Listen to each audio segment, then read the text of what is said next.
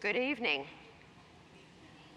and welcome to you all from the members of this church. We're delighted that you've decided to be here with us this Good Friday evening.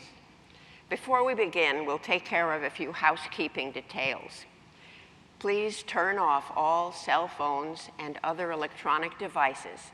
Turn them off completely, as they will otherwise interfere with the sound system. Now we're all set for an evening of inspiration and joy. First, let's thank Third Church's organist, Todd Peters.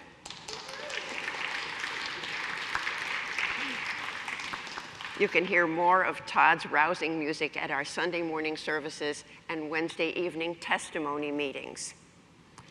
Tonight we welcome a quartet of talented singers with multiple credits in choral singing, opera, and musical theater. Lynn Stewart, Emily Ellet,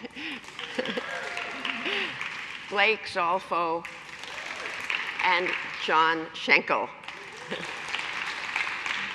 They will warm our hearts with songs appropriate for Easter, and you may be asked to join in too. Now, let the music begin. I'll read passages from Science and Health with Key to the Scriptures by Mary Baker Eddy, the discoverer and founder of Christian Science. Jesus taught the way of life by demonstration, that we may understand how the divine principle heals the sick, casts out error, and triumphs over death.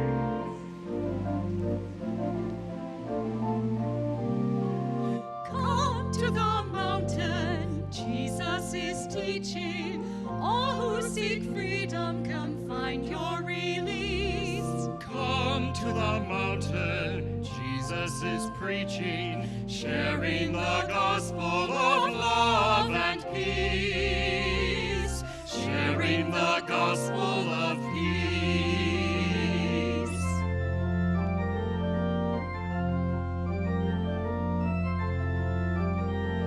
Come to the lakeside, Jesus is healing. Come touch the teacher of Galilee. Come to the lakeside, truth is revealing, wonders of mercy so rich and free. Mercy so rich and free.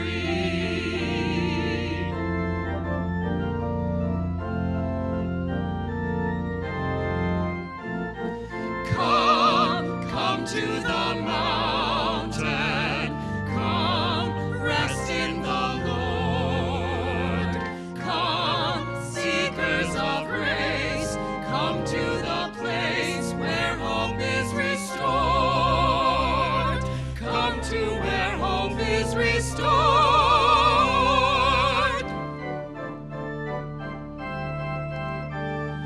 Come to the journey, Jesus is calling. Take up your cross and follow me. Come to the journey, walk in his footsteps. Trust in the shepherd wherever he leads. Trust him wherever he leads. Trust in the Lord. Trust him wherever he leads. Trust in the Lord with Trust all in your heart. with Trust all in your the heart. Lord with Trust all in your with all heart. of your Your heart. Trust the Lord.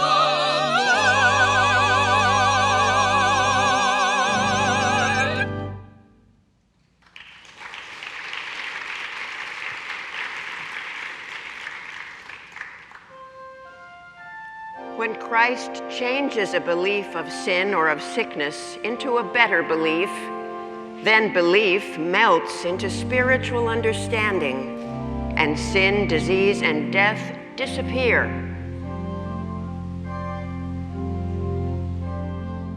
And my eyes, that I may see, show me the truth you have for me.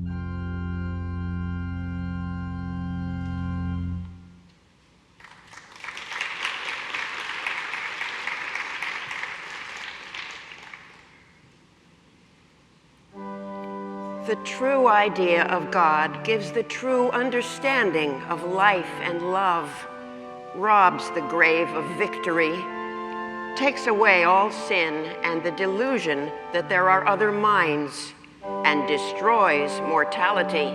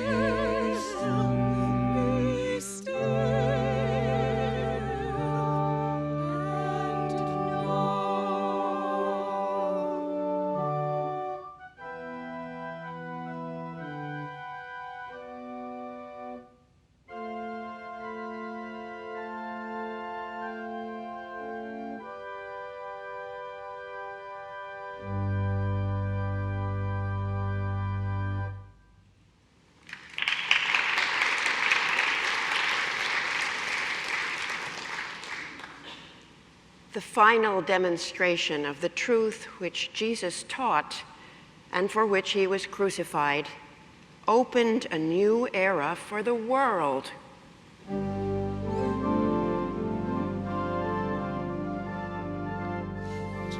Jesus lives, God's power proclaim.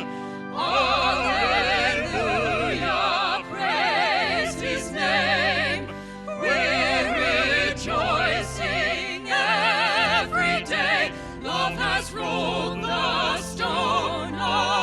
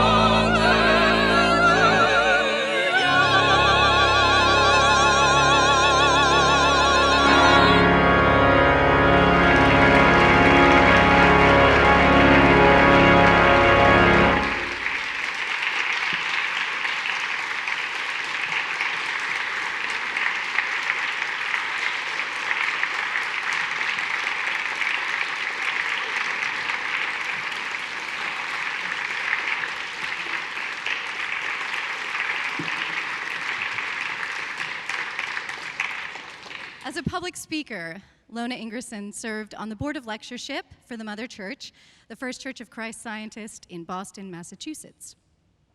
Prior to entering the full-time practice of Christian Science, Lona was an actress, appearing in movies, on stage, on television, and on radio. Please help me welcome tonight Lona Ingwerson. Hello, everyone. Thank you for coming here and into your living rooms and wherever you are out there not in La La Land. Well, maybe La La Land, too. That was a great introduction. Thank you. Who were you talking about? Oh, that's interesting. The only thing I should correct you on, though, is you said that I was a lifelong Christian Scientist, and actually, I've really only been active in it since I was maybe 2.5. Until then, I was theologically confused about everything. Theologically confused, too, about the topic of this talk tonight, because what's good about Good Friday? I used to think, why would they name it that? It was a catastrophic day, the worst possible day in the universe. But then I realized it was the forerunner of the absolutely greatest day in the universe. And so that's what we're going to be celebrating. But tonight we're going to take that story from beginning to end. First of all, we talked about why we had to have the crucifixion. It was in order to have the resurrection. You can't have a resurrection without a crucifixion. But why did we have to have a resurrection? Well, there were a couple of reasons. The minor one might have been that it was already in prophecy that we had to have that. But the other was that Jesus, who could have ascended, he did eventually anyway, why did he go through that? He went through it for us, for you and me. Because he was giving us, in the only way we could get it, proof of the most important thing we worry about, we fear, but we never talk about, even to our closest friends and family members. Is life eternal or not? And how could he have proven it in any other way to us? 30 times in the Bible it says life is eternal, but we don't get it by just reading it. He had to prove it to us. Now, whether we take that and believe it or not is going to be up to us. But he did prove it. I figure we've got 3 types of people in our audience all over the world here. We have people who are very dedicated Christians, people who absolutely believe the word of the Bible, who don't need to hear anything else but to know that his proof was all they needed to show them life was eternal. And then we have a totally different group who don't believe it at all, or maybe have never even heard of it. My daughter was saying the other day that her mom was giving a speech on resurrection, and the lady, a professional, said, "What's resurrection? I never did know what Easter's about." And I think a lot of people are that way, it seems, sure. And I hope that both dedicated people who know that Bible, group 1, know the story, find in it, in the next hour, something about that story they hadn't heard before. My prayer for those who've not heard the story is that it begin to prove to you that there is something out there called eternal life. And for those of us in the middle, Malcolm in the middle, and that's most of us, we do know the story. We do know about the crucifixion. We do know about the resurrection. But is it true? Is that really true for me too? That's kind of what I wondered. Is life really eternal? And it's kind of, we feel like that man in the Bible who said, I believe, help thou mine unbelief. So I want to address you as well. In the next hour, I hope that each group can change a bit and have a more joyous Easter because of hearing some of this glorious story. And I'm going to tell you the story from beginning to end. And you may have heard the story before in different ways, because the 4 who recorded it, Matthew, Mark, Luke, and John, weren't actually there, all of them, to see all of this. Some of them weren't there at all, but they pieced the story together. The important thing is that they got the story right. Not whether this little detail is different from Mark and different from John. That's immaterial. It's kind of like being at the scene of an accident, isn't it? The point is you have to get the details of the accident. Whose fault was it? Rather than how many passengers were in that car and did they have a hat on and all of that. So we're going to stick to the basic story. I'm going to combine a little bit of Matthew, a little bit of Mark, a little bit of Luke, a little bit of John, maybe a little bit of Lona as well, although I don't really belong in that category. But we're going to get the story across, okay? First of all, I want to talk to you about this business of believing I mentioned a minute ago. There is a very little-known poem about that, written by a man named William Carruth, a poet from a few decades ago. Listen to what he's saying. It's kind of interesting. A fire mist and a planet, a crystal and a cell, a jellyfish and a dinosaur and a cave where cavemen dwell. Then, a sense of law and order, a face turned from a clod. Some folks call that evolution. Others call it God. A haze on the far horizon, the infinite tender sky, the ripe rich tint of the cornfields and wild geese flying high, the highlands and the lowlands ablaze with their beautiful hues. Some folks call that autumn. Others just call it God. A picket frozen on duty, a mother starved for her child, Socrates drinking the hemlock, Jesus remaining mild, and millions of nameless people, the long, hard pathway trod. Some call that consecration. Others call that God. So what do we call Easter? A day to remember the agony of the cross, or a day to rejoice in the beauty of the crown. The Easter story didn't begin with the crucifixion. It actually began between 450 and 1,000 years prior to that, because it was prophesied. Nearly everything about that Easter story had been written hundreds of years before, and they were all fulfilled in the crucifixion and the resurrection. But there were over 300 prophecies written about Jesus, all of them fulfilled. I am not going to go over all 300 because you might want to get home before Easter, but I'll highlight a few of them. These are things Jesus could never have controlled, by the way. Micah prophesied that Jesus would be a descendant of King David, and he was. There was a prophecy that Jesus would be born in Bethlehem, and as you know, he was. There was a prophecy that someone would come before him and announce his coming, and John the Baptist took care of that.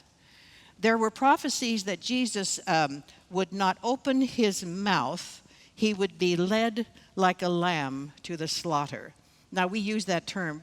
We're going to find tonight a lot of terms we use now that started then. You're going to see that fulfilled throughout the Easter story, that Jesus was very careful with his words. It was prophesied that he would be despised and rejected of men, and we certainly see that in the trial. That the soldiers would divide his garments and cast lots for them, and one of his bones would be broken. None of his bones would be broken. That's an interesting one. Pretty graphic. But there was a Jewish holiday coming up on Sunday, High Sabbath, and they had a law that you could not have anyone hanging on a cross on High Sabbath. Didn't look good from the temple, okay? So they've got 3 guys that were candidates. 3 of them are hanging on a cross, and High Sabbath is approaching. 2 of them were the thieves you've heard about, and then 1 was Jesus. So they had to check them out and make sure they were dead before they could take them down. They checked out the thieves, and they weren't. So they took care of that by breaking their legs. Probably none of us have hung on a cross and know just what that is, but I assume you sort of brace yourself in the back to slow the process down. When they broke their legs, the men made their transition very quickly. And then they went over to check out Jesus. Now, Jesus, who had been there at the same time, was already dead. But they wanted to make absolutely sure of that. So they pierced his hands and his feet to draw blood and water to make absolutely sure, and he was. But that fulfilled another prophecy, which was that his hands and feet would be pierced. It's pretty strong stuff, but he went through quite a bit for you and for I. I also back up the crucifixion story for just a few days to last Sunday, Palm Sunday, because it too fulfilled prophecy. It was prophesied that Jesus would be brought into town on the colt of a donkey, that palm fronds would be laid at his feet, and that's Palm Sunday. The crowds adored him. They were yelling, "Praise God for the Son of David. Bless the one who comes in the name of the Lord. Praise God in highest heavens." They absolutely worshiped and adored Jesus. They even put their own clothing, their overcoats, their topcoats, on top of the palm fronds so that the donkey would have a better walk and Jesus would be more comfortable. They adored and loved this man. And the only reason I bring it up is because on Good Friday, the crowds showed up to yell, "Crucify him." What happened between Palm Sunday and Good Friday? Researchers have not been able to prove that they were exactly the same crowd, but it is thought that they were. That those loyal Christians flipped over when the people got a hold of them with some crowd control techniques. Something for us to be wary of too, isn't it? To allow your thinking to be manipulated by, well, everyone else is doing this. Everyone else cheated on their income tax. Everyone else. It's too easy to go along with the crowd. You know, we tell our teenagers not to follow the crowd, but to follow the Christ. But we adults need to do a bit more of that too. When I think of that crowd, I think of a little rat, a little rodent, a lemming. Maybe you're all familiar with lemmings, but they have a rather interesting pattern. They run in packs and they follow a leader. And the leader inevitably leads them to their death. It had been thought for many centuries that they were simply suicidal. But later researchers have decided that they are the unfortunate result of their migratory behavior. But that's what they do. They just follow the leader to extinction. And it's kind of easy for us to do the same. Think for yourself. There's a lesson in this wonderful story for each of us to apply to our modern day. So now we're kind of going to get into this story here a bit, because the next thing that happens is that Judas cuts a deal, and I think everyone knows about that. That they wanted the hierarchy wanted to get rid of Jesus. He was a threat to them, and they had to find someone weak enough who would betray him, who would help them get hold of him. That wasn't going to be an easy task. So Judas was the weak link, and he agreed to, in essence, sell out Jesus for 30 pieces of silver. Now, when you think of that deal, you think, my word, it must have meant millions and millions of dollars. It's interesting, the value of 30 pieces of silver in today's currency would be $600. So for that, he sold him out. And he developed a plan that actually began with the Passover dinner. Now we call it, for obvious reasons, the Last Supper. Jesus knew exactly how it would play out. He asked his disciples to go find a place to eat and told them exactly who to go to contact to get the place, and then said, almost as an aside, "My time has come." I don't think they heard that. I don't think they had a clue as to what was going to happen. But as they sat down to dinner, a story began to unfold, but I still don't think they quite got it. And as they did eat, he said, "Verily I say unto you, that one of you shall betray me. Woe unto that man by whom the Son of Man is betrayed. It had been good for that man if he had not been born." Pretty strong words. Judas hears it, immediately comes over and says, "Oh, is it I?" And here we have that wonderful line that was prophesied, that Jesus would not open his mouth. All he said was, thou sayest. He didn't get involved in some inane dialogue, some rationale to the other disciples. What would the other disciples have done? They would have been incredulous at this.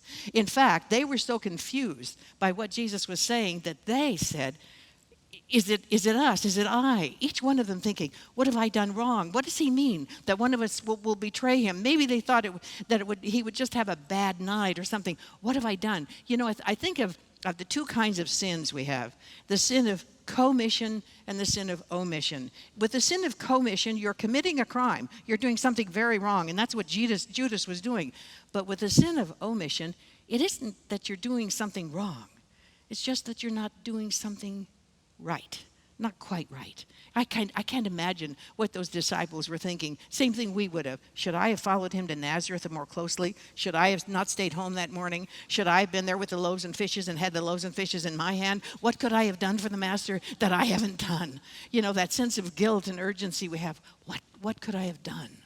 Well, you're going to see in a few minutes there were some things they could have done, but at that point they were simply confused as to what he was talking about and had no clue as to the urgency of the situation. So after dinner, they do something they traditionally did. They go over, now it's getting toward evening, they go to the Mount of Olives. This is not climbing Kilimanjaro, for heaven's sake. The Mount of Olives is about 948 feet elevation. So they go there and they sing hymns. And there's a plateau close to the mount that's called the Garden of Gethsemane. And so after they sang their hymns, they went to the garden, and Jesus began to tell them what was coming. And as they did eat, verily I say unto you, I am exceeding sorrowful. And every one of them began to say, why? And he said, all ye shall be offended because of me this night. You know, we think offended. Well, if someone hurts my feelings, I'm offended. Well, he was saying your feelings are going to be hurt big time tonight. Jesus then said, it is written, I will smite the shepherd, that's him, and the sheep of the flock shall be scattered abroad, that's them. But after that, I am risen again.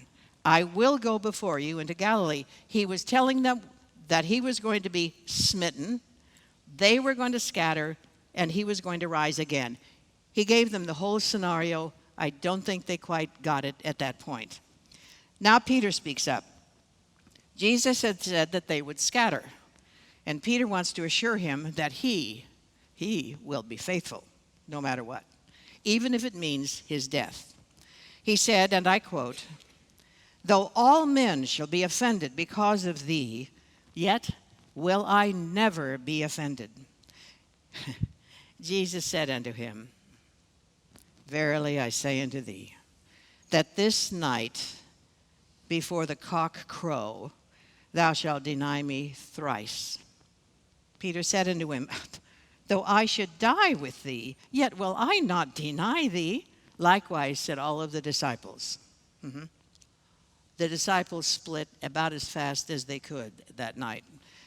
Wasn't it Harry Truman who said, when the heat gets hot, you get out of the kitchen? But at any rate, they got out as fast as they could. When the soldiers showed up, Peter was indicating, of course, that he was going to stay, even if it meant his death. Jesus knew better. Jesus knew the whole scenario.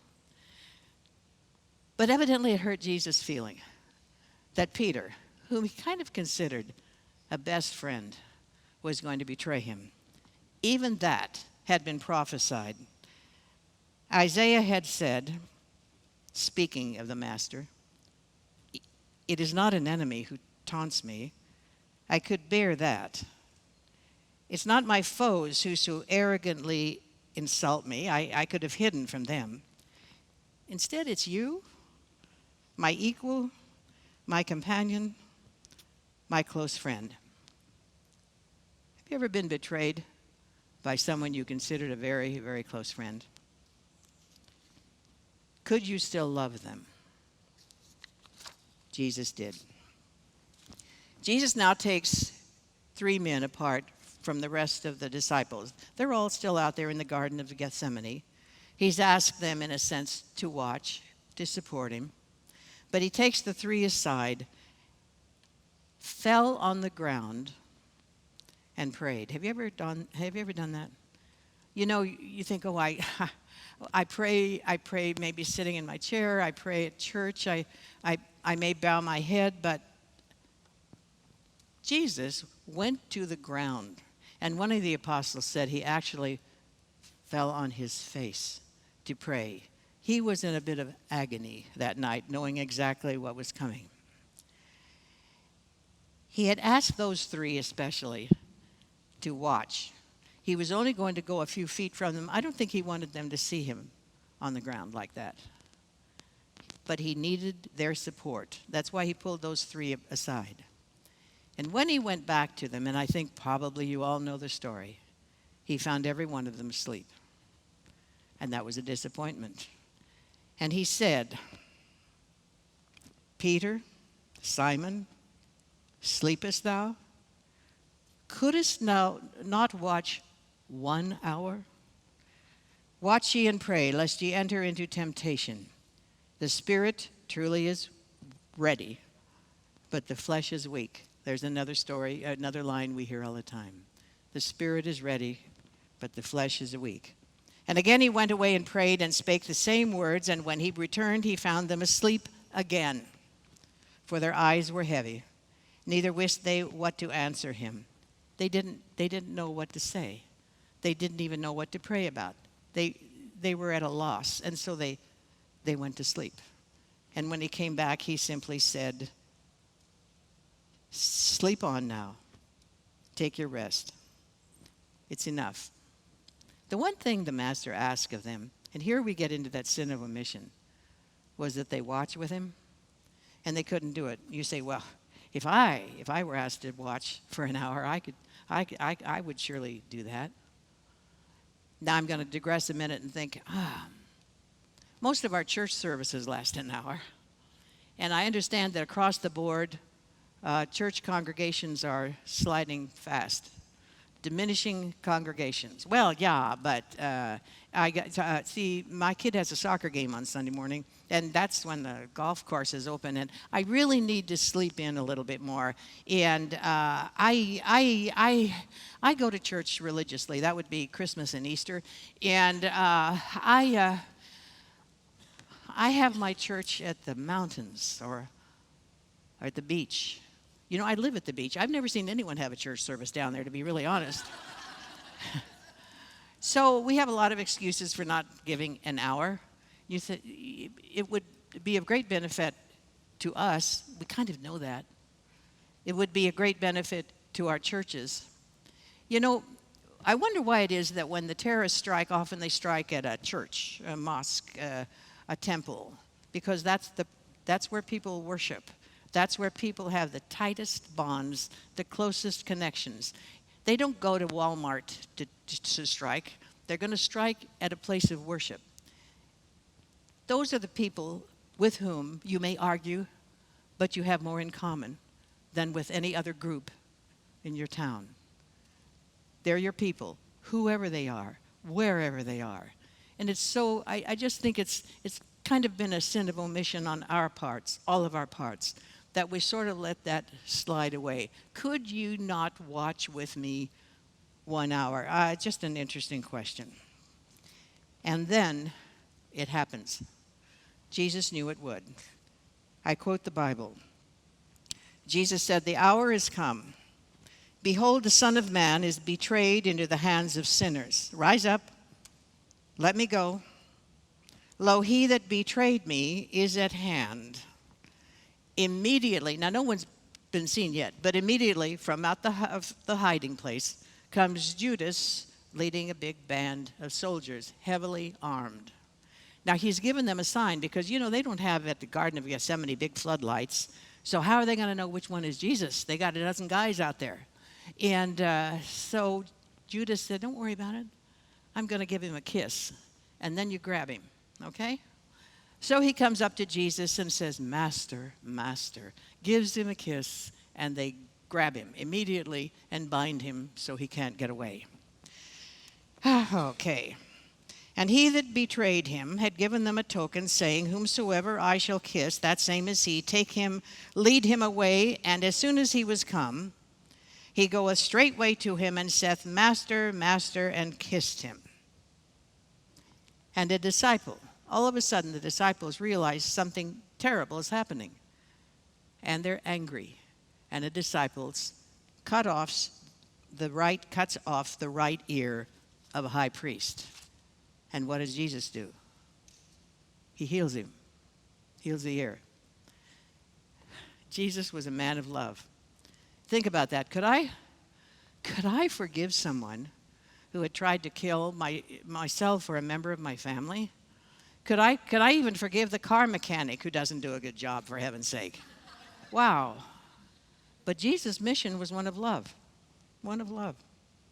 You know, we have a textbook in our church, Christian Science, and I think some of you out there may not have a clue as to what Christian Science is all about, and I'm not going to try to explain it at all in any great length, but we are a Bible-based church. So Bible-based that, believe it or not, we don't have a rabbi, we don't have a priest, we don't even have a minister. One of our members has been selected to simply read at the church service from the King James Version of the Bible. Bible has precedence with us. But we also have another book that really has been a great help to us. It's called Science and Health with Key to the Scriptures by Mary Baker Eddy, the founder, the discoverer of Christian Science. This book does not take the place of a Bible. I think of it more as a word in that title. It's a key. A key opens a door to give the access to the treasure that's inside. But it isn't itself the treasure. It opens the door to the treasure, to the treasures of the Bible. And sometimes in this talk, I'm going to be quoting this book, so now I don't have to re-explain it each time. But I wanted to quote the definition of Gethsemane in Science and Health. Patient woe. Love meeting no response, but still remaining love. That's tough, but that was Jesus. You know, in the Old Testament, Moses gave us that wonderful 10 Commandments. They're the rules by which we live. Thou shalt not kill, thou shalt not steal, etc., etc., etc. But when Jesus came along in the New Testament, he gave us 2 commandments. Thou shalt love the Lord thy God with all thy heart and all thy soul and all thy mind. And the second is like unto it. Thou shalt love thy neighbor as thyself. That was Jesus, and that was the man who healed the ear of the man who came for him. This love that Jesus had was epitomized to me very nicely in a poem written in our Christian Science periodicals, back in the 1930s. It's a poem about Jesus. You know, we don't know much about Jesus between the time he was 12 and in that temple and the time when he started his ministry in his early 30s. So we've got a gap there. But we have surmised that probably because his dad, Joseph, was a carpenter, that he was working with his dad in carpentry.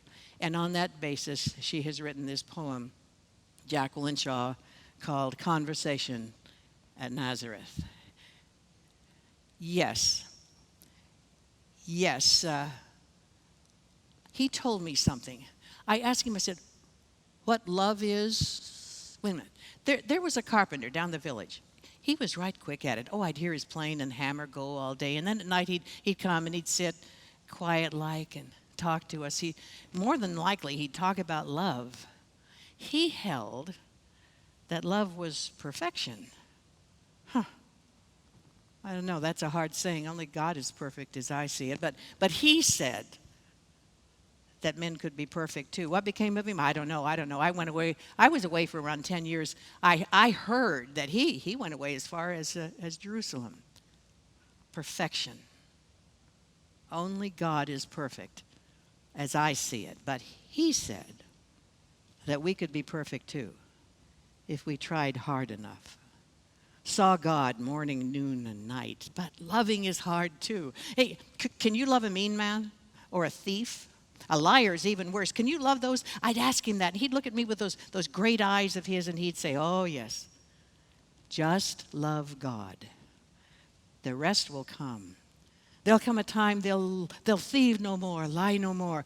If you just keep loving on, they'll come. And then he'd get up and stride, kind of quiet in all his movements down the street. I think he used to meet his mother there. Let's get back to the Garden of Gethsemane. And then Jesus had another question for the soldiers. Are ye come out as against a thief, with swords and with staves to take me? I was daily with you in the temple, and you took me not. He was saying, if you guys really wanted to get me, you could have had me at any time, but this is a very dramatic move you're making. It also, by the way, fulfilled prophecy, and he knew that. And so, at this point now, they've got him tied up. The disciples have gotten out of there as fast as they could, with the exception of one, Peter. Peter, though, was in hiding. He kind of wanted to be a part of the action, but not a part of the action. And so as they took Jesus away, Peter followed at a distance. 3 times he was asked if he wasn't one of those Christians with Jesus. Didn't I recognize you? Weren't you with him? No. I wrote a poem about that, which no one has published, called Deja Vu. And I'm going to have to show you how I do it, because I'm going to put quotation marks around the direct quotations from John 18. And you're going to think I'm quoting the same passage, but I'm not. Each time I do it, it's a different passage. Okay. When Jesus was being led into the palace of the high priest, quote John 18, Peter stood at the door without. And when asked if he were one of the disciples, quote John 18, Peter denied it and said, I am not. And outside, where the soldiers and servants made a fire, quote John 18, Simon Peter stood with them and warmed himself. And when Jesus was sent bound to the high priest, quote John 18, Simon Peter stood and warmed himself. Deja vu, all over again, as Yogi Berra would say. And when asked once again if he were one of the disciples, John 18, he denied it and said, I am not. And when asked if Peter had been in the garden with Jesus, quote John 18, Peter then denied again, and immediately the cock crew. And me? When what I believe is being challenged, what do? Do I take a stand for the Christ or warm my hands with the crowd? Am I hearing those angel voices or a distant cock-a-doodle-doo? The trial. You ready for the trial? It was a kangaroo court, if ever there was one. It was presided over by Pontius Pilate. Now, there's a little bit of a discussion among theologians about his role there. Because when you read some of the apostles, you get the distinct feeling that Pontius Pilate did not want to be a part of that trial at all. His wife had had bad dreams about it, and she had said, don't have anything to do with this. He is a just man. But Pilate's going to lose his job and his credentials and maybe even his health plan. I don't know if he resigns at the moment.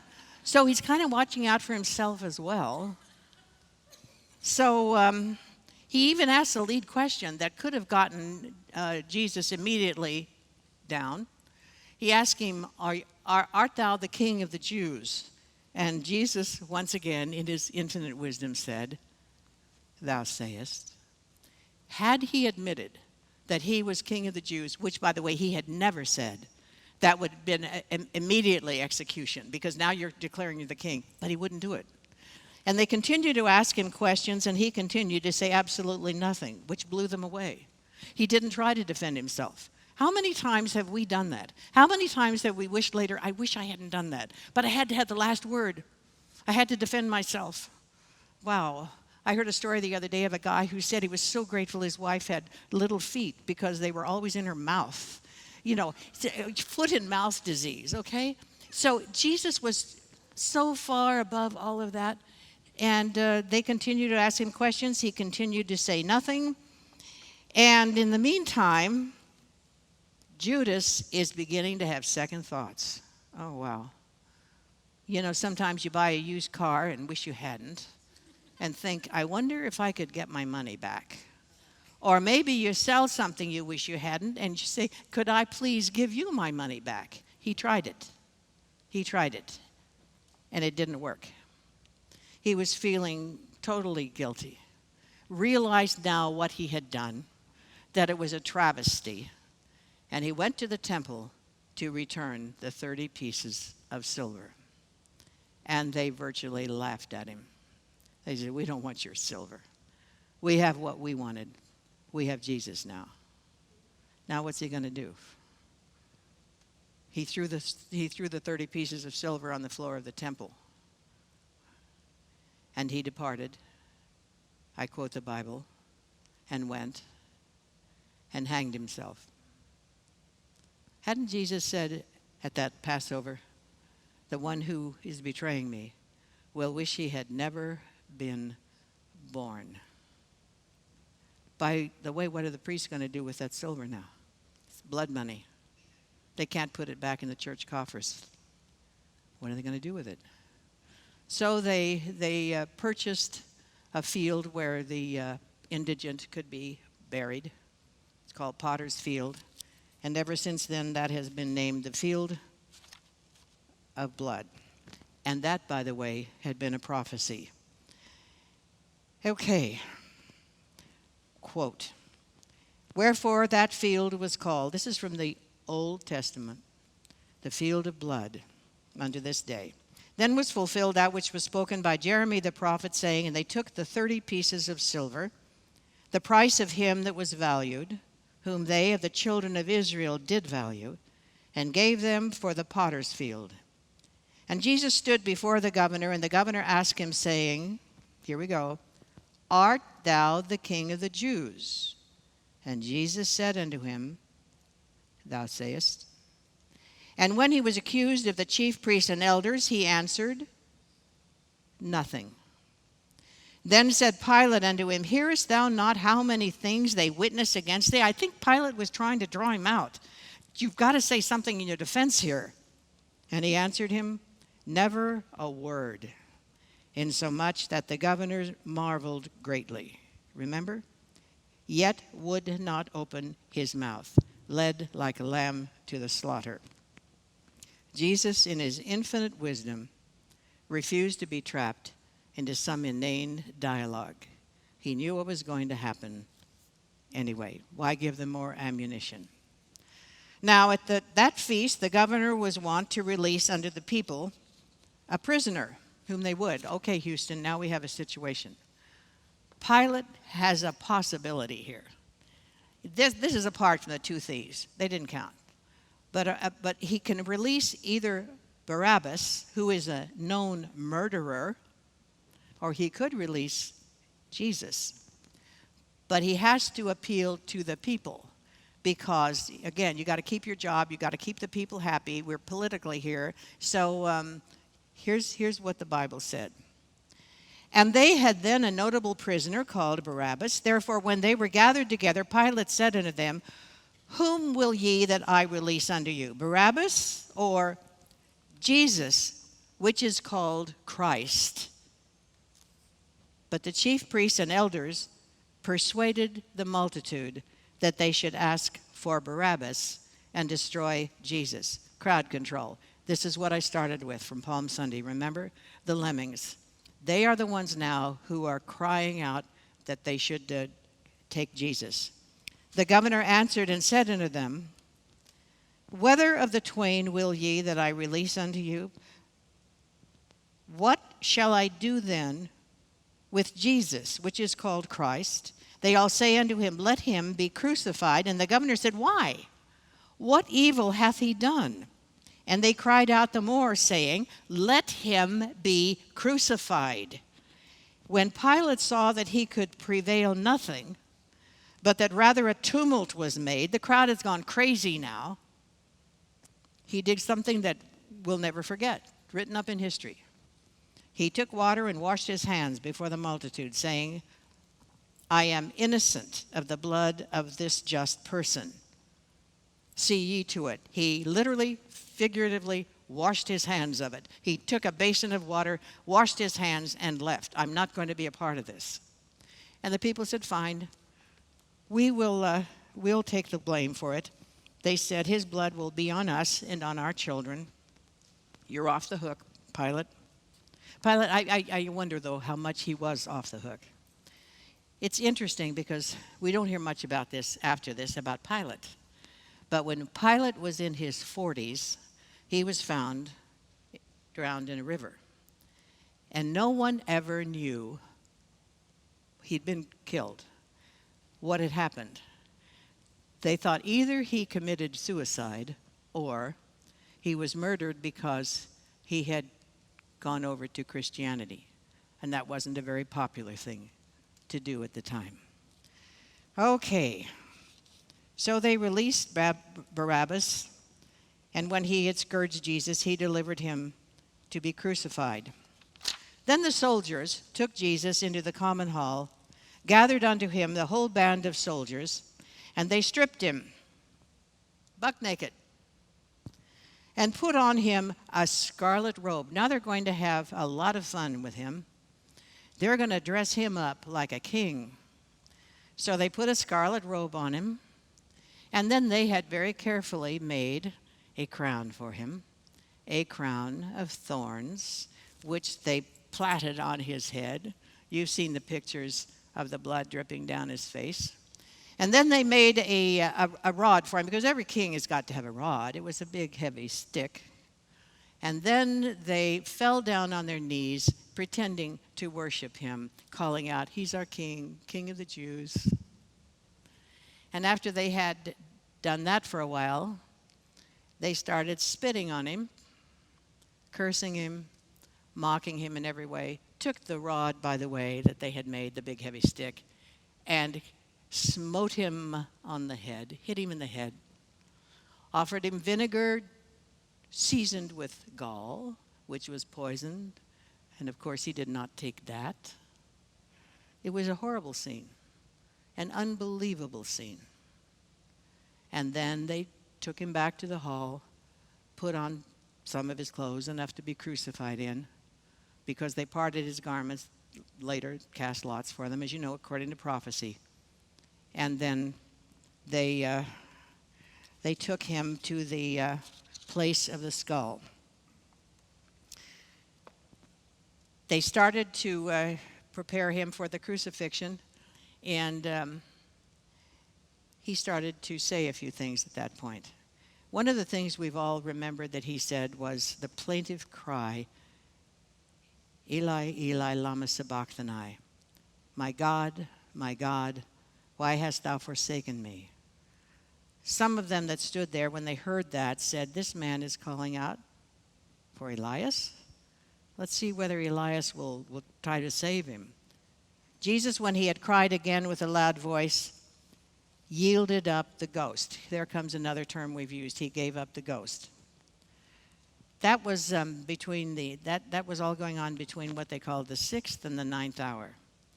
And one of the apostles said that during that 3-hour time when he was giving up the ghost, that the earth went dark. And when he did give up the ghost, the veil of the temple was rent in twain. That was a massive, massive piece of cloth that was put in the temple to hide a very sacred piece, the covenant, from the rest of the people. And it absolutely shredded. And there was a massive earthquake. At that point, some of the people began to realize they'd made a terrible mistake. And one of the men, Cornelius, one of the men who had been instrumental with the soldiers, said, he truly was the Son of God. Okay. So, I'd like to quote from that book I spoke about a minute ago, Science and Health, because it's kind of interesting what was said here about that Eloi, Eloi, lama sabachthani. I think we've thought about that. Mrs. Eddy said, the burden of that hour was terrible beyond human conception.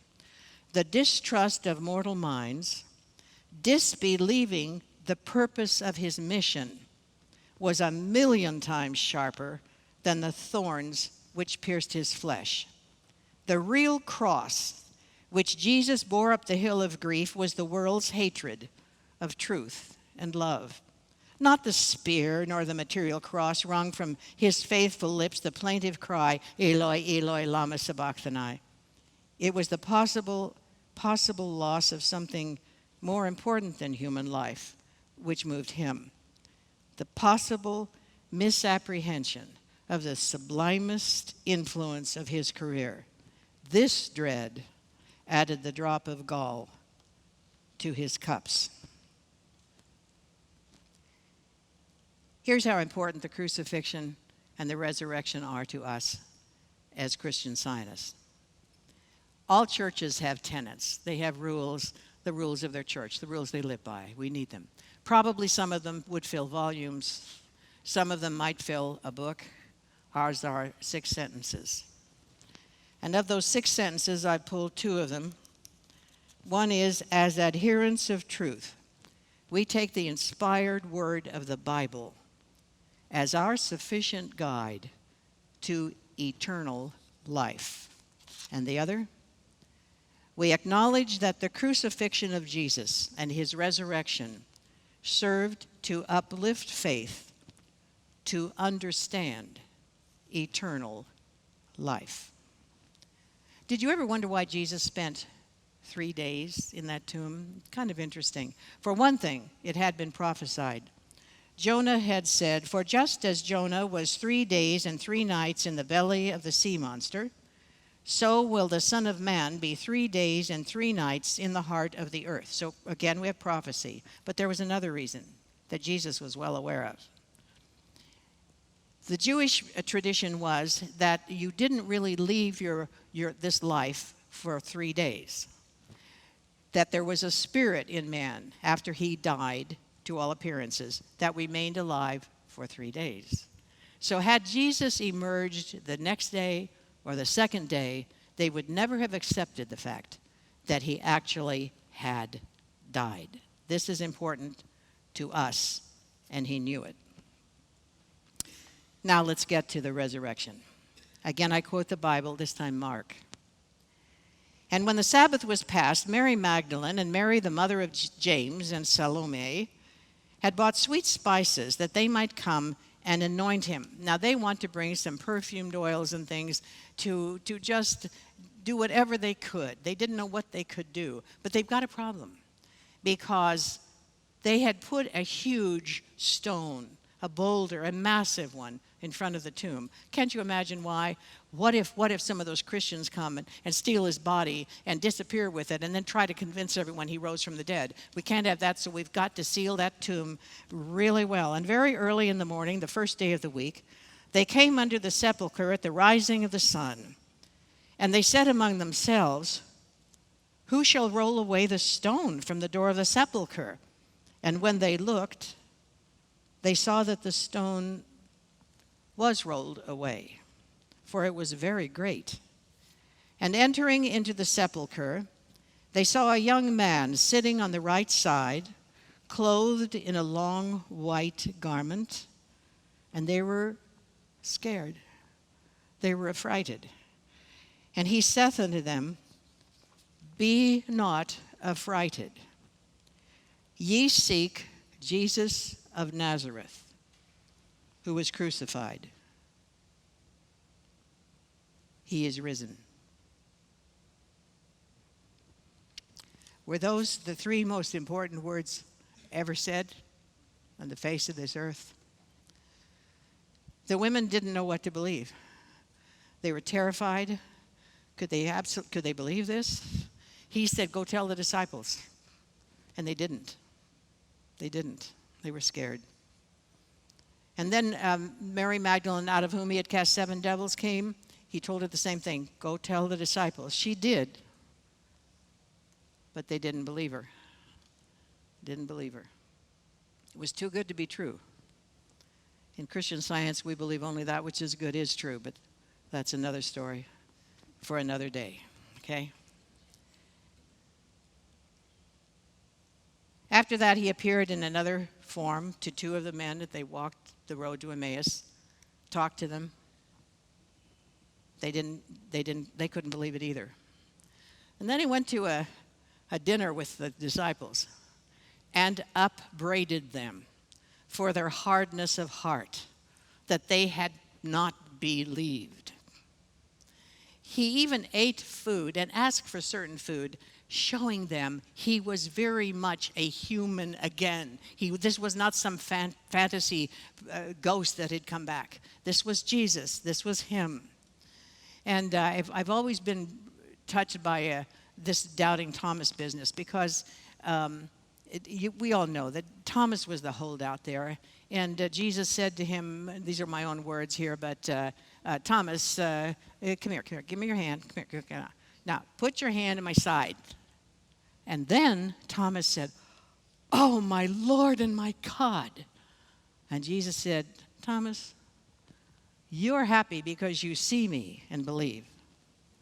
Happiest are those who do not see me and yet believe."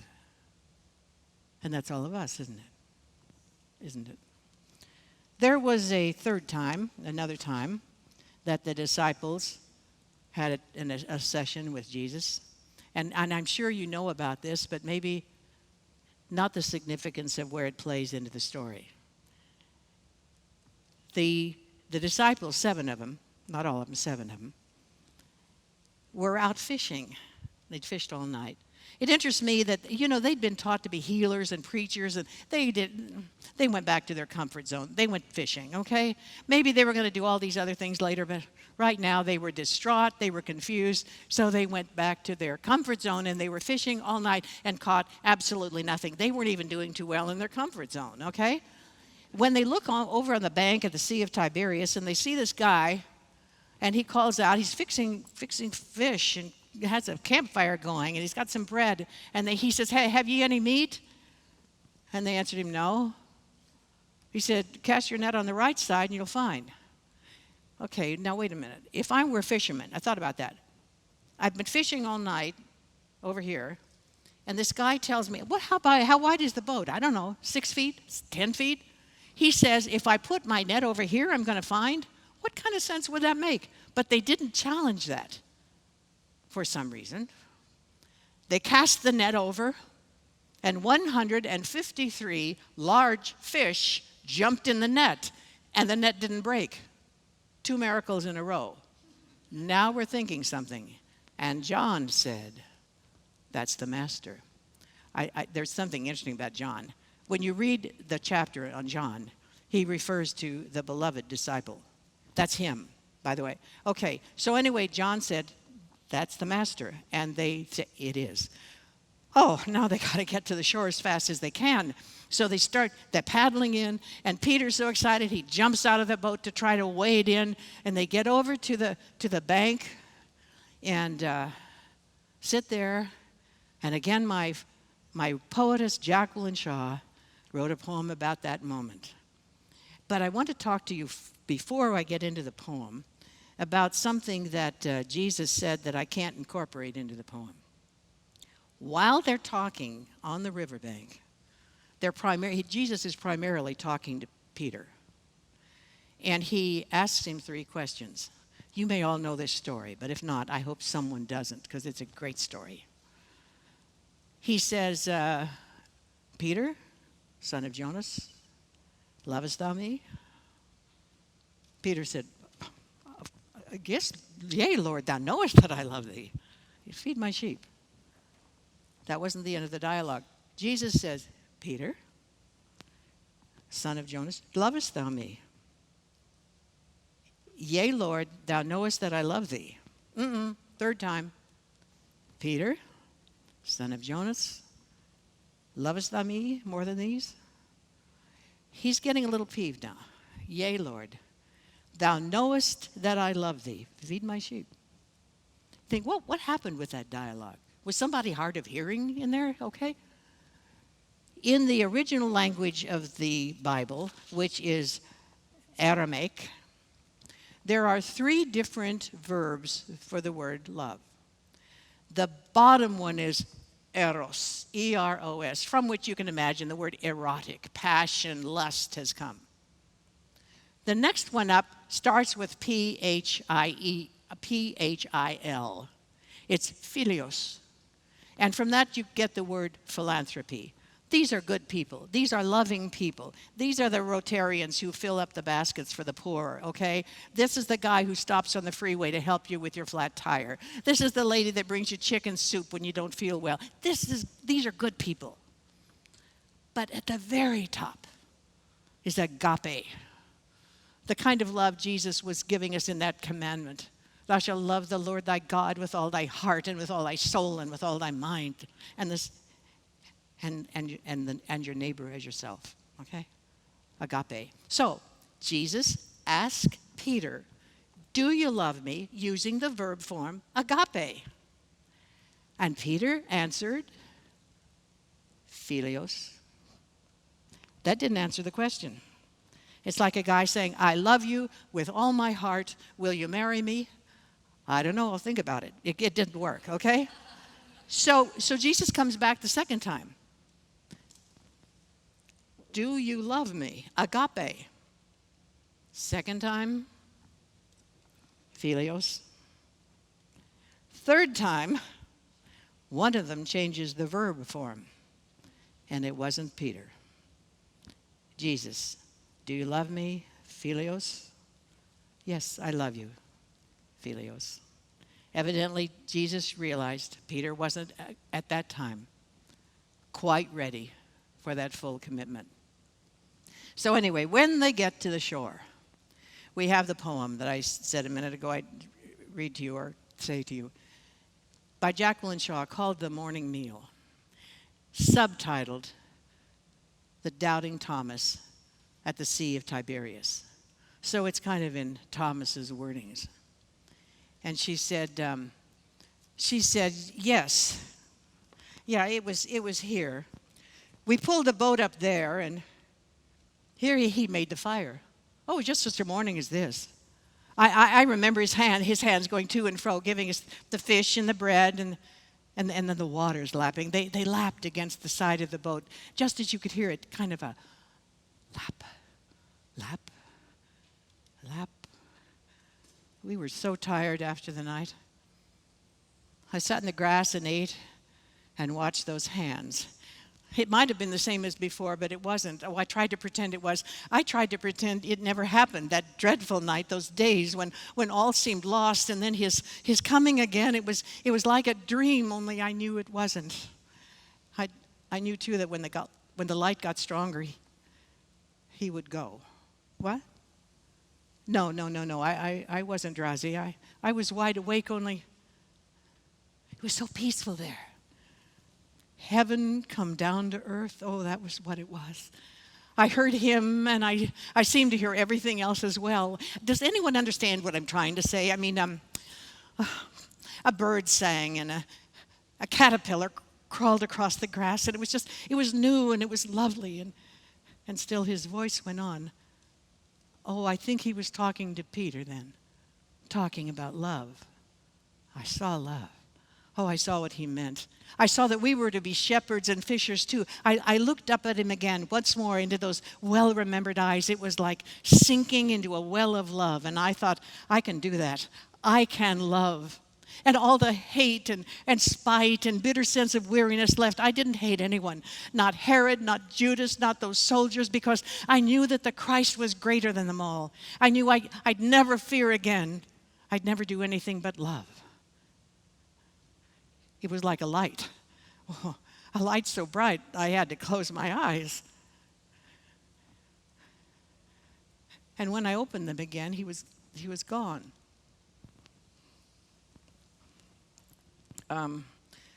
Peter and John were standing by the fire. It was ashes now. The fish and the bread were all done. John's head was resting on Peter's shoulder. I've never seen such a sad look before. But underneath, it was as if there was a mighty calm. I thought, oh, how like the Master John has grown. And then Peter said, come, gather up the catch.